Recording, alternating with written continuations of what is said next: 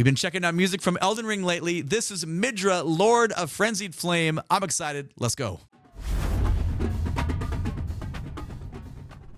Hello and welcome in. My name is DrumRollTony. I'm a streamer on Twitch, musician and music teacher living in Seattle. If this is your first time in on the channel, I want to let you know that we do not do a straight playthrough.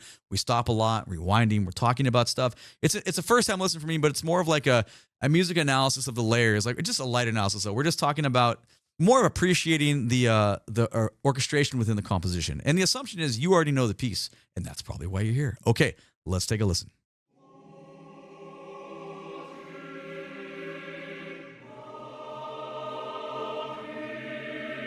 That's large. Big and slow. Oh, nice fall.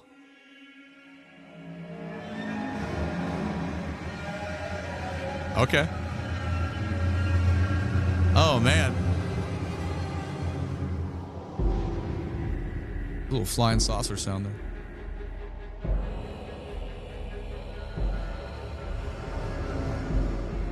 That's frightening.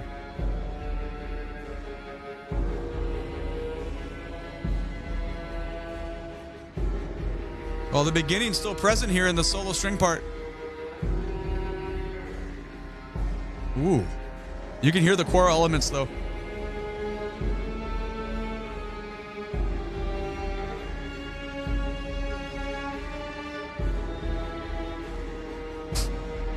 You know it's going to get loud. Nice use of snare drum there in the background.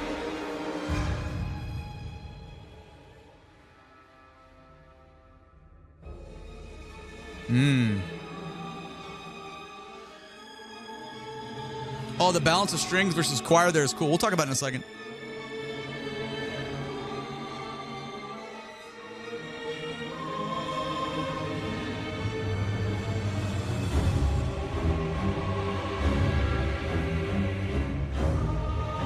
Oh, the string bass part is crazy. One hit stop. Can't hit stop yet, though.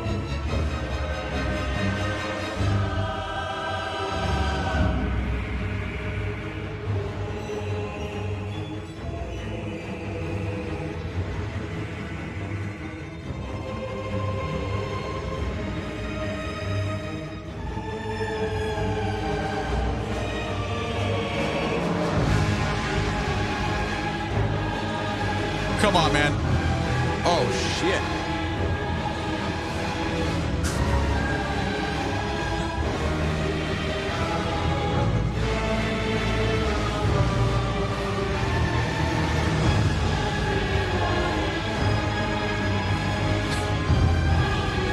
Okay.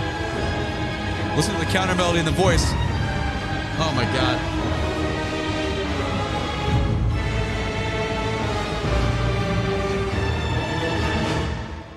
Okay, we have to hit stop there. That was 2 minutes and 47 seconds. So much just happened. There's so much to talk about.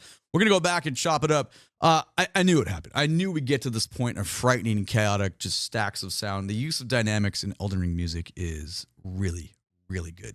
Very successful. Okay, the beginning. The beginning is so cool. I love how, I guess, like lethargic this choir part is. Molasses, you know, like super slow. You can feel like it's pulling and growing as you pull. Sorry, but it's almost like the way the vowel shape is being used is kind of augmenting and changing through that. And, well, hold on. I'm too excited. The other part we want to talk about is, if you want to talk about like the voice, like the chunk of sonorities is going, I don't have the ear. I can't just like listen and score and like transcribe, like, oh, here's exactly what they're, singing, like, sopranos, tenors, altos, tenors, bass. Like, here's what they're doing. I don't have that skill set.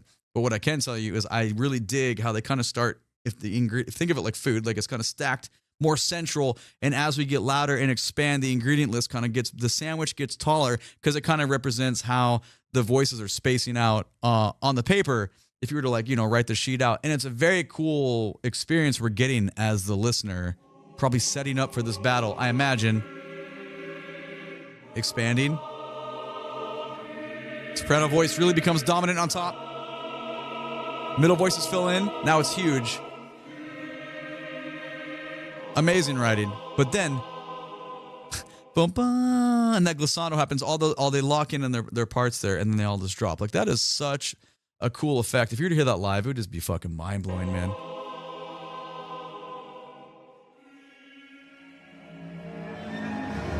And then this.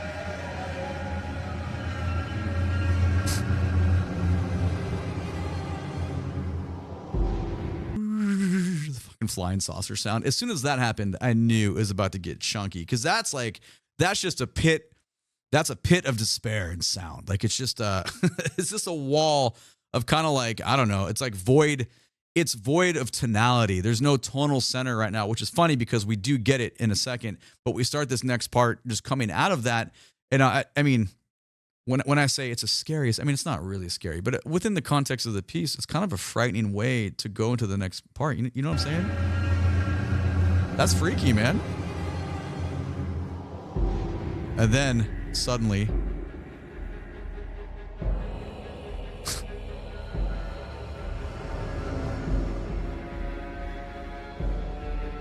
but as soon as you get that interval, you know things are evil, right? We're entering this like sinister, because you got these like freaky ass male voices that are happening.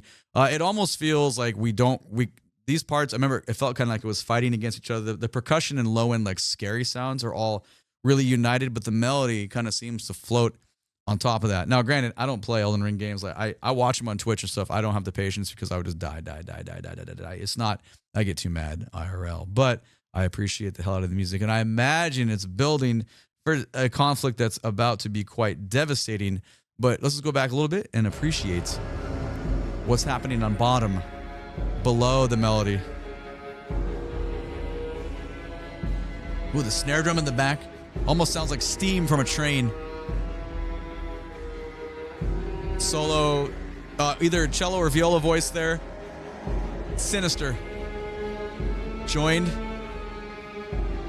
Very tonal now in comparison to what we had a moment ago.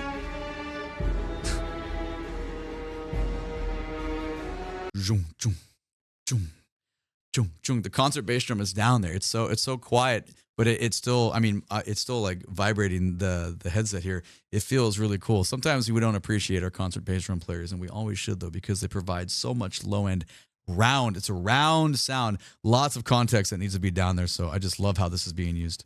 Tiny bit of syncopation.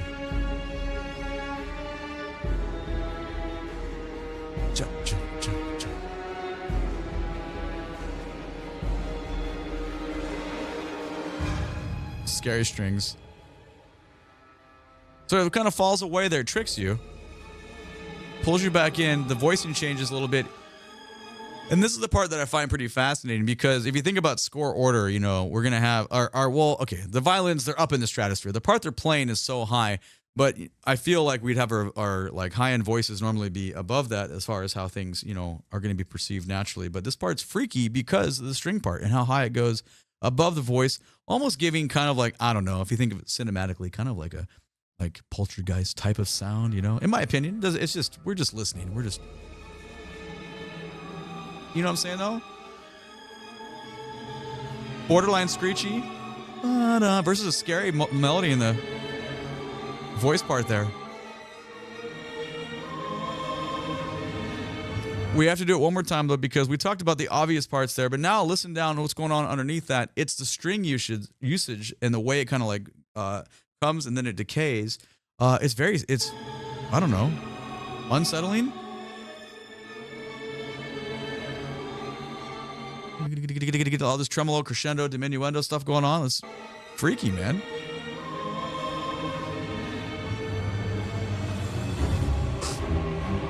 And then, of course,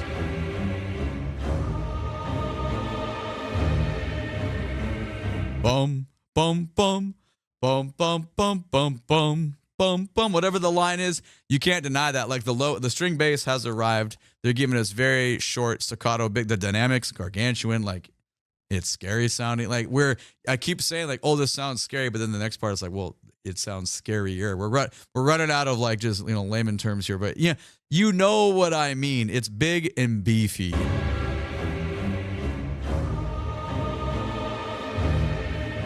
Similar principles and everything else, though. Sneaking in with dynamics.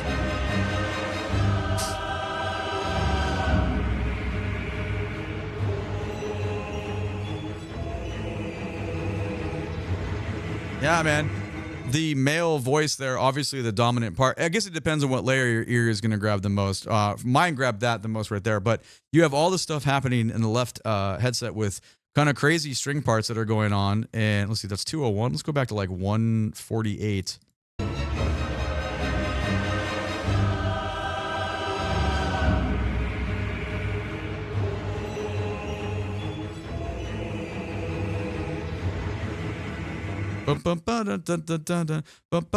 Whatever similar kind of line there going on the right side against all of that. It's very like, it's dense, you know, like it's super dense in the sounds we're getting.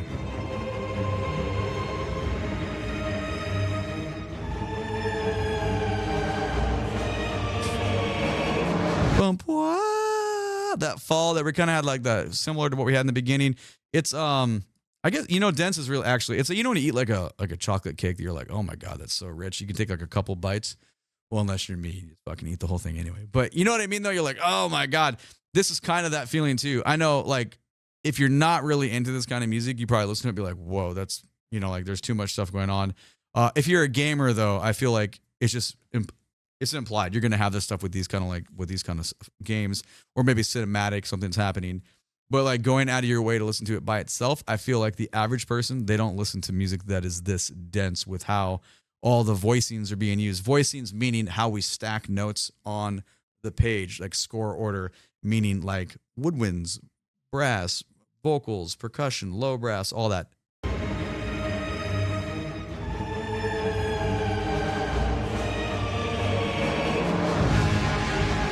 And then we get to this.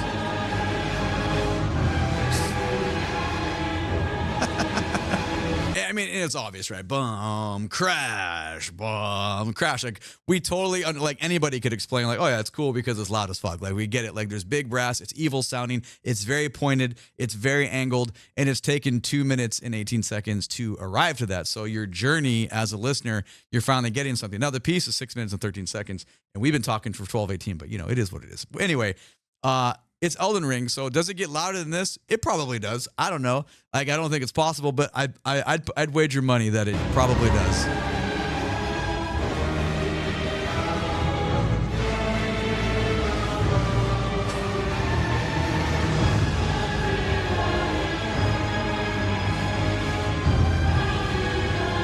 Oh yeah.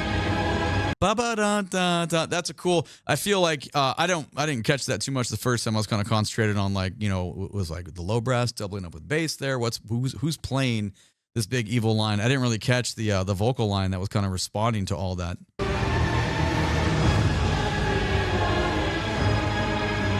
And that's cool.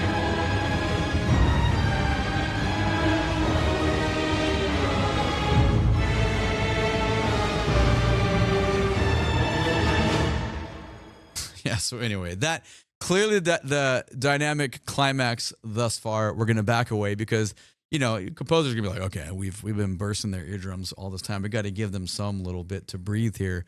But where does the theme go from now? Are we going to get new material? Is it going to be repetitive, or is it just something, you know, like a little bit varied? I have no clue.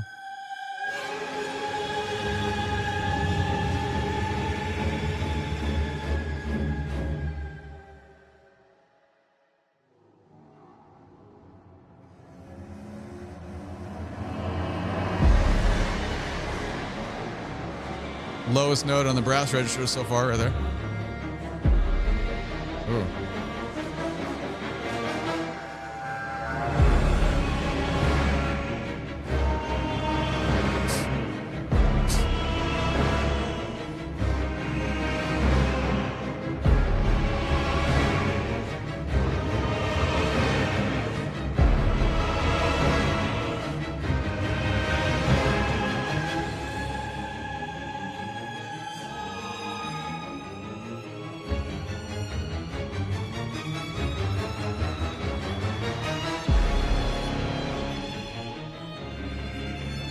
Oh, interesting. Solo violin voice. Wow.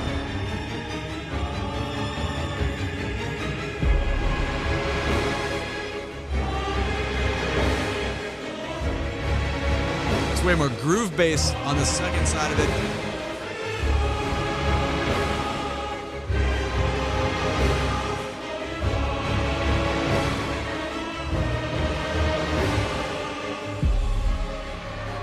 A little digital percussion inserted there. 808 type bass. It's cool though, it works.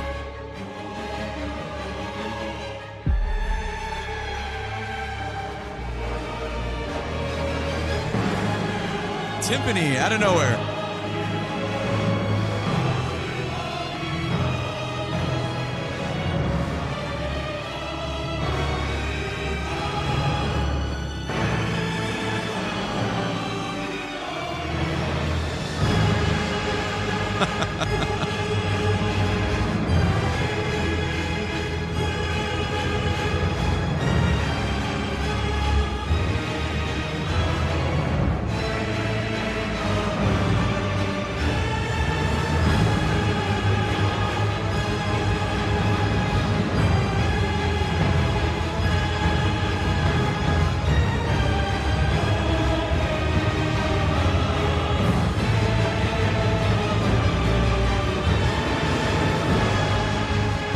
Loud.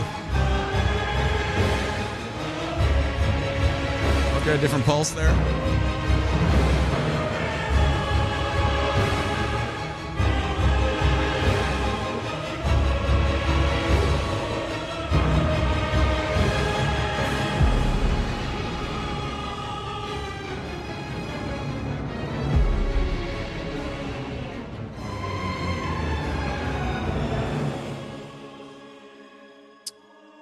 That got very loud.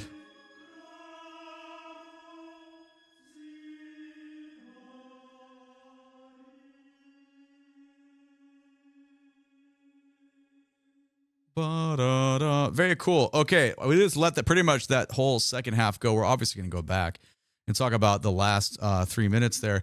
Now, so I will tell you, like, I guess we broke it up into two halves, which it's kind of weird to do anyway. Just, I mean, obviously the experience is, you know, front to back. We get it, but we can't do that on YouTube. I will tell you though, just talking about the halves, I really preferred the front half versus the back half. We had the most repetitive side. Now I get it; it's going to be related to what's going on in the game. Thematically, you don't need to convince me of anything. I understand that, but I'm here to talk about music, and that was pretty dense. Remember we talked about the thick chocolate cake? That was like fucking extra chocolate at the end, and I definitely found myself losing interest for a little bit. But then we really solidified to the 1, 2, 3, 4, 5, 6. The groove was in there. We had a little bit like variation on the bass. It was cool that digital like kind of 808 low end bass sound came in, and it definitely like gave it a little bit of low end tonality. But there were some moments that it was so freaking loud with every sound like coming at me that I was like, okay, like it is. But remember we said it's probably gonna happen because it's Eldin Ring. So I get it. You don't need to convince me. But let's definitely listen to this chunk again, and we'll stop and talk about it.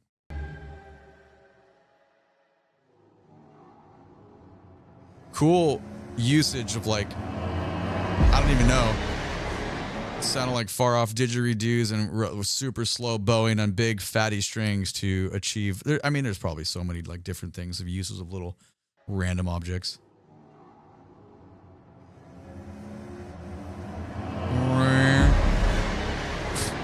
But you arrive.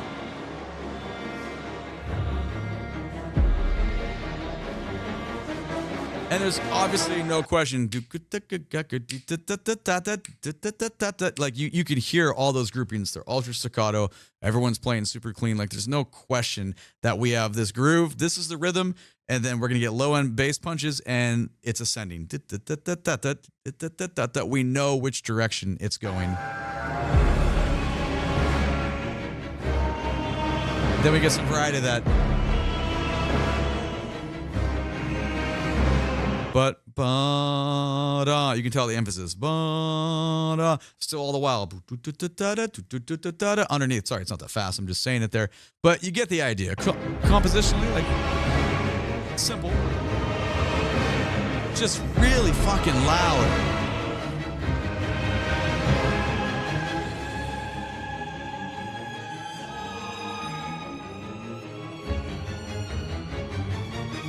Now that part right there, I definitely, it's so clear. Like that's probably one of the rare moments of clarity we get because everyone's playing more just like scales that are ascending pretty much almost in unison.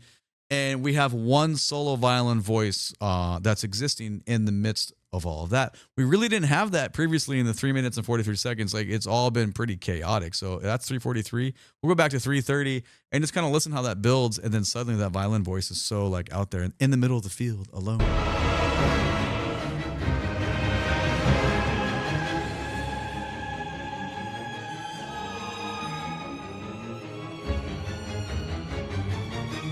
Oh yeah, man, it's clean.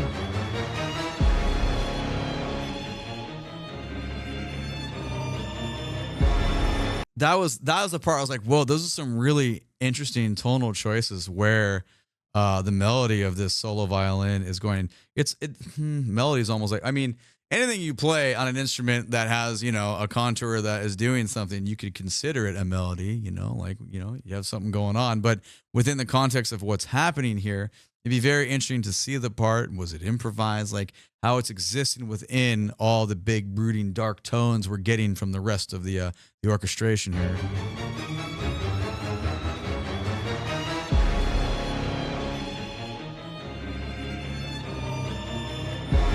Yeah, it's definitely a melody. That's cool.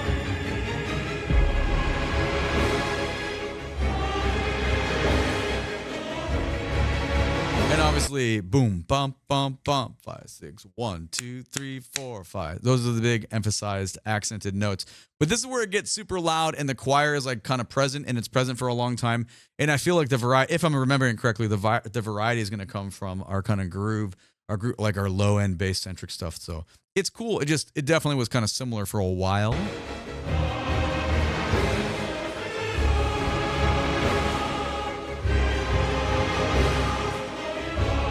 Well, I guess the choir is pretty tonal there.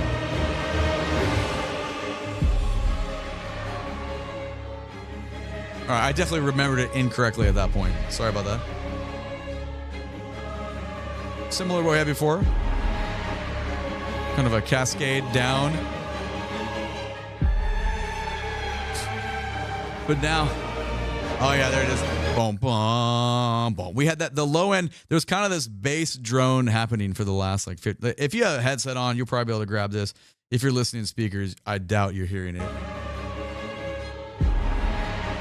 In the basement.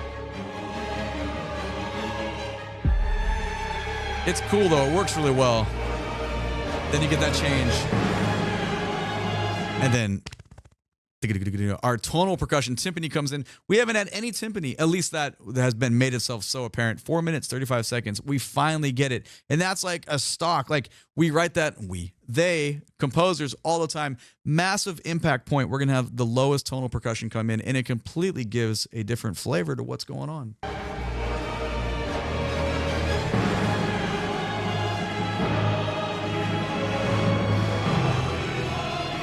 Kind of asymmetrical time signature there.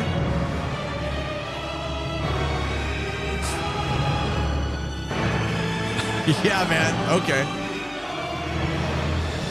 All right. If I was the percussionist in this part, this is where I'd be like, this would be my favorite part because it feels like the time signature goes somewhere else. We have so many low end voicings playing similar lines there. And this is super, super dark. Brooding.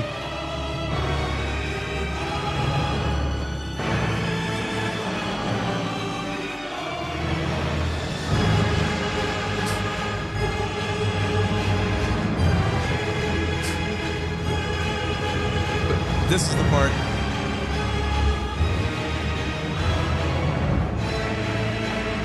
I mean, don't get me wrong. It's still cool. I just feel like we have now swelled into that so much that sometimes, high contour is good, right? You get your highs, you got your lows, you got your middle ground. So that way you're giving your listener a lot of like, okay, this is cool. Like we have all these things we're like, digesting via the ears. But then when you get up here and you stay up here and you stay up here, it becomes like, okay, damn, it's just loud. But it's probably to do with the game. I understand. But that's loud as an MF, And it just keeps pushing.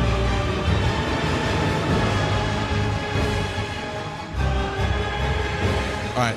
So the variation we get it, because everything was so long, it was so legato. Timpani players letting these big notes be out there. It's whoa. It's like, I mean, timpani is like the original drone, right? Like, you know, you just change. If you don't know, you change pitches with timpani with your feet on pedals, and there's generally like 4 to 5 that are sitting in front of you. They're freaking huge, by the way.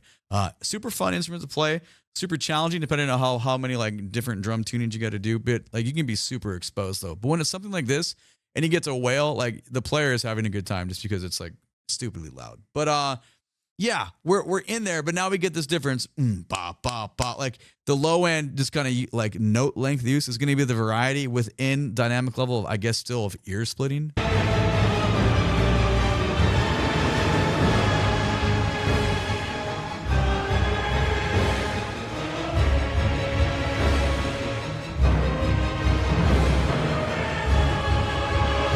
Similar, you know. Choir still cranking up there, full dynamic.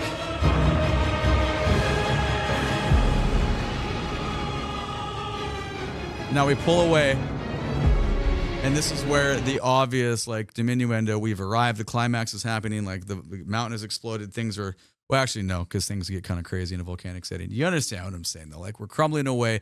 It's going to start to die down now. But that was that's like an ask, man. You're really asking the listener to be like, okay, I'm going to expose my ear to this for so long.